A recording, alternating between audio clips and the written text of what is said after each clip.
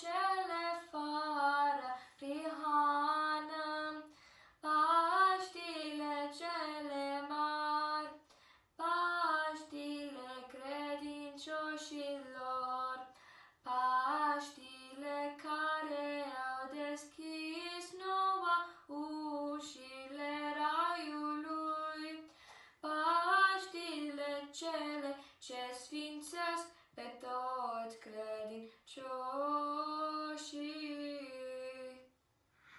The Last Supper was when Jesus gave the Holy Eucharist to his disciples. And he went with them after the Last Supper in the Garden of Gethsemane with his disciples. And he went to pray. The disciples were sleepy and they went and slept.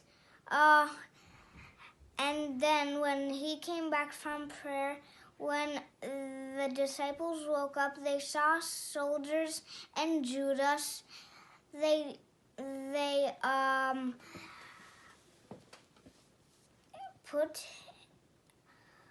arrested him, and then they brought him to the chief priests. And then he brought him to the governor Pontius Pilate, and then he said, "This guy didn't do nothing." And then he said, "Let the people decide." And then they said that Barabbas, the bad guy, should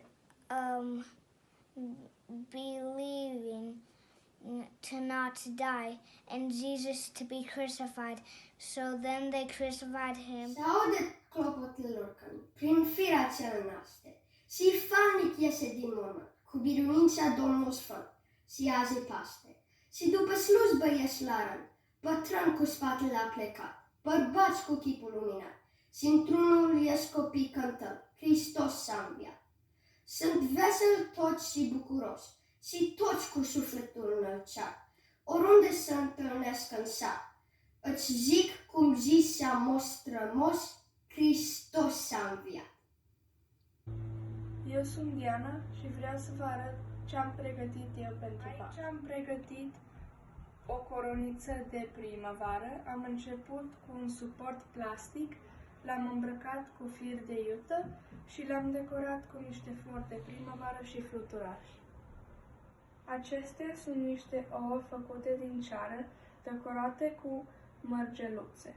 Așa se decorează ouăle de Paști în Suceava, de unde este bunica mea din partea tatălui.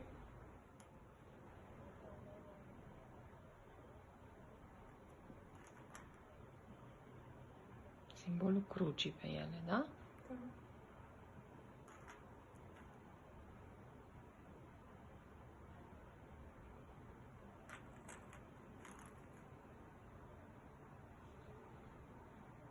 Învierea lui Hristos să vă umple sufletele de credință, speranță și iubire. Paști fericit!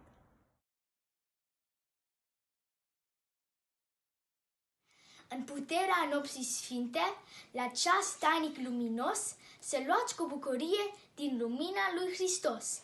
Iar când clopotele toate în întreaga lumii bat, să vă încânte din nou vestea că Hristos a înviat.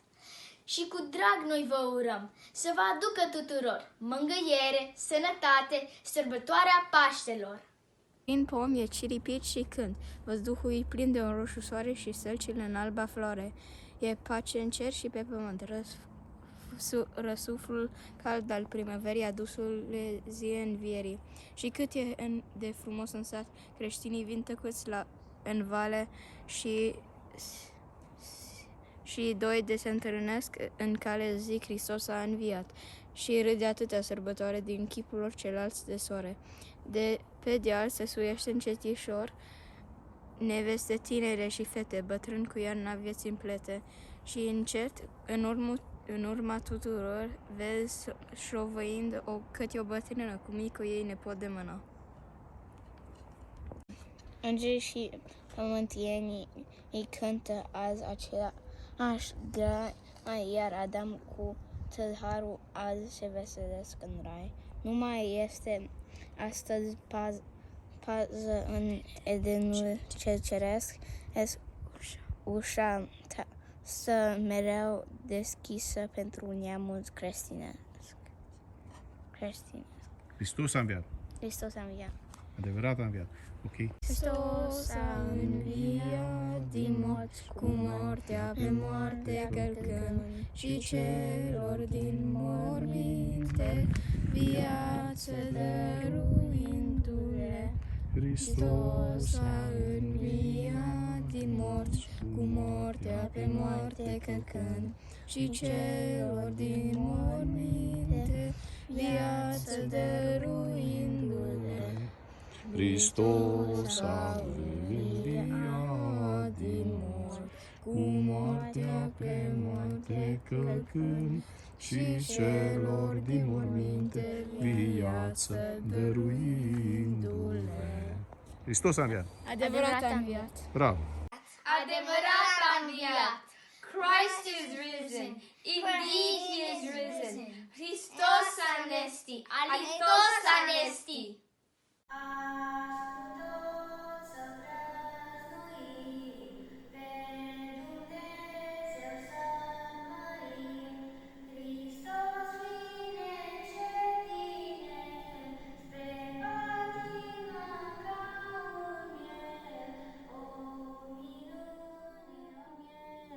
O minune, o minune, o minune, azi intră în Ierusalim, călare pe-un mânzasin, de popor e așteptat, ca un mare împărat. O minune, la poartă e întâmpinat, toți osana i-au cântat. Osana dintr-o înălțime, că Hristos împărat vine. O minune, pruncii cu stălpâri în mână, cântă cu toți împreună. Osana dintr-o înălțime, că Hristos Dumnezeu vine. O minune. Eu mă numesc Vlad Damian.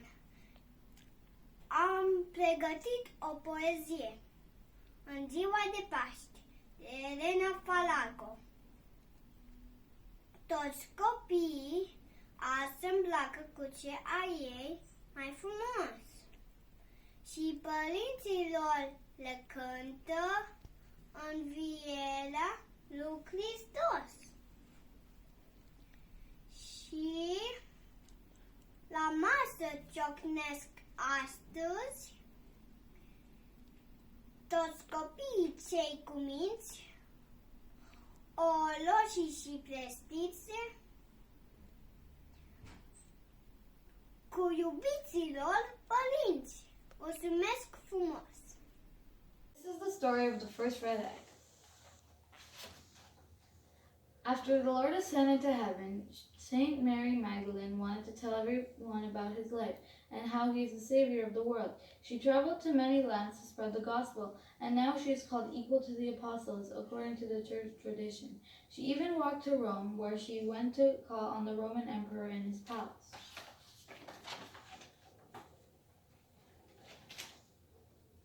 In those days, you had to bring Caesar a gift when you wanted to see him. It was not easy to get to talk to the ruler of the whole Roman Empire, so if you were allowed to see him, you brought the very nicest present you could. Even the poor who had nothing else gave an egg. Now, St. Mary Magdalene was from a wealthy family, so Caesar was very surprised when he saw that his gift was just a plain old egg. What he didn't know was that St. Mary had given away all her possessions to help the Lord and his apostles. She explained to Caesar that she was no longer rich, but that she found a different kind of wealth in Jesus Christ. She told him about the Lord being the Son of God, and that, just as an egg holds new life, so the tomb held Jesus, who rose from the dead and gives life to the world. Unfortunately, earthly rulers are sometimes narrow-minded and don't believe in much beside themselves. Caesar was like this. He pointed to the egg and said, "I would sooner believe that this egg is red than the man rose from the dead." But as he was speaking, the egg in Mary's outstretched hand turned red before his very eyes. Even though God gave him this wonderful sign, Caesar still didn't believe, but as we all know, that didn't stop the truth of the gospel from being spread to the ends of the earth. So this is why we give red eggs to each other at Pascha, to celebrate the heavenly life given to us by the Lord when he rose from the dead. St. Mary was the first to see the Lord after his resurrection, and she also gave the first paschal egg. Hristos a înviat! Hristos a înviat! Hristos a înviat! Hristos a înviat! Vă dorim un Paște binecuvântat!